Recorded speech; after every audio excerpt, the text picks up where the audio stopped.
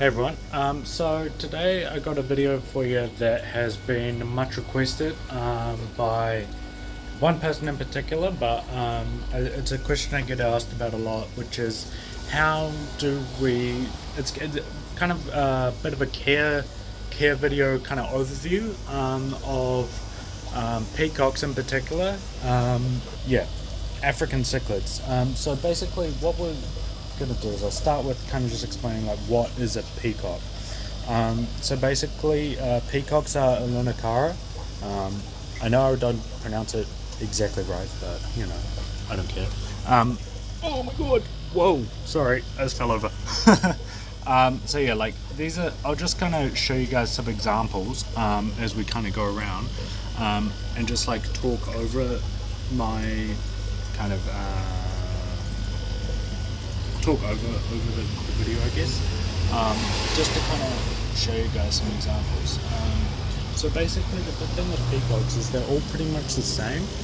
There's plenty of different like colour varieties in there, but they are all the same essentially in terms of like how to look after them. So what I would do with them is I would always suggest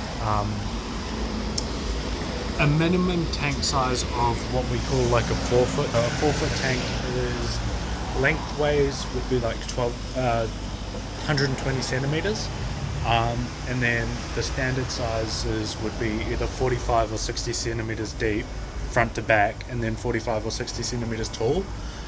Obviously bigger is better, but that would kind of be the minimum size I'd recommend for them.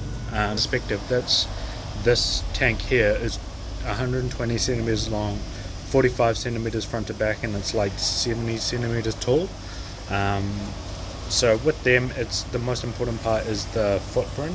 The height isn't as much of an issue, but that is kind of what I'd suggest. So yeah, the next most important thing I'd say for them is what we call overstocking. So these guys, obviously this red empress here, which is this guy here, he's been a bit over aggressive, and that's why basically they're all out of in the right hand side of the tank, is because he's not going to let them come out. But it's fixable. Basically what I'd want to do to kind of bring that all under control is add more fish. So I mean, like ideally I'd like another at least half as many fish as what's in here now in this tank, just because that with the African cichlids, what that does is it kind of spreads out the aggression, so that there's no one in particular that is bullied. All the fish kind of get lost in the shuffle basically, which means that no fish get picked on any more than, you know, to any point where it kind of matters.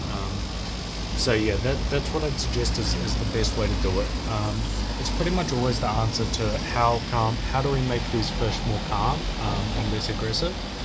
It's basically just like add more. So yeah, that's kind of the best option in terms of managing the aggression, which is definitely, I'd say, the most scary part of keeping African cichlids for people. In terms of tank mates, especially if you're a beginner, but in general, I just recommend keeping them by themselves. You can do like what they call so you'd mix what's called peacocks and haps. So the peacocks are the Auloncaras, and hold on. Sorry about that, guys, had a customer. But yeah, so what I was saying is you can mix your peacocks and haps together, which is very easy if you're a beginner. So things like the blue dolphins, the electric blue haps, I can't think of anything else, Venustus, stuff like that. That'll be good things to mix. Don't mix your like predator haps, like your Livingstone and stuff. That'll be very difficult. But yeah, like things like that you can mix. I wouldn't do any other stuff. Like some people say you can mix like clown loaches and I don't know, like danios and stuff, which I think you can, but I wouldn't recommend it for a beginner. As you're first starting out, I'd just keep it just the peacocks and haps, kinchuk bristlenose and stuff. Or you can do some of the Tangican catfish, so like your Synodontis petricola, Synodontis multipunctatus, that kind of thing. But not any like community type fish, or like no gouramis. Definitely no American cichlids. That's just a recipe for disaster.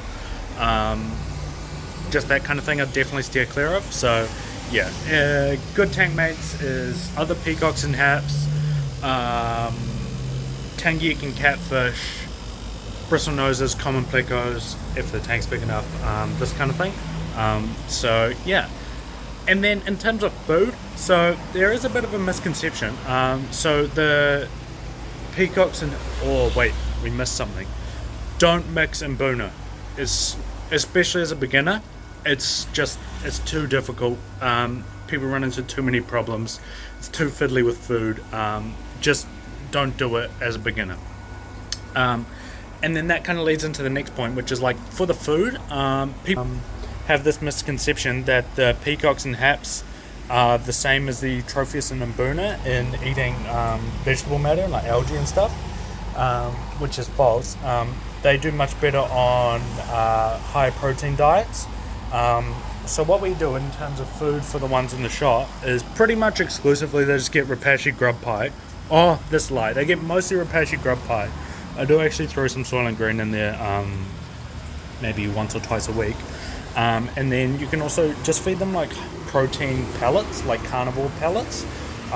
So there's like the Sarah options here. These two, the cichlid sticks or the Granured. You can also do, what I actually quite like is the Sarah insect. It's branded for like your Amazon fish, but it's perfect for your peacocks and haps. You can also do like this one, the Nova stick, the JBL Nova stick, which is good. All different brands and stuff, but just to do the more protein focused pellets, or the rapashi grub pie, or stuff like that, and you'll find you'll get much better stuff in terms of growth and coloration and that kind of thing. I find with Africans, at least anecdotally, the food is much more important. Like feeding good food gets you much better coloration. Like a marked difference, so it's definitely something I'd recommend, is like feeding good food, whereas like, you know, something like your guppies or whatever, it might not be the biggest deal if you're feeding some hikari or something. So yeah, that's basically that. The other to talk about is you want to have, how do we say this, don't kind of dip your toe in, if that makes sense. Like getting 2 or 3 or 5 peacocks or haps is gonna just be difficult, and you're gonna have problems. You want to get a good group going.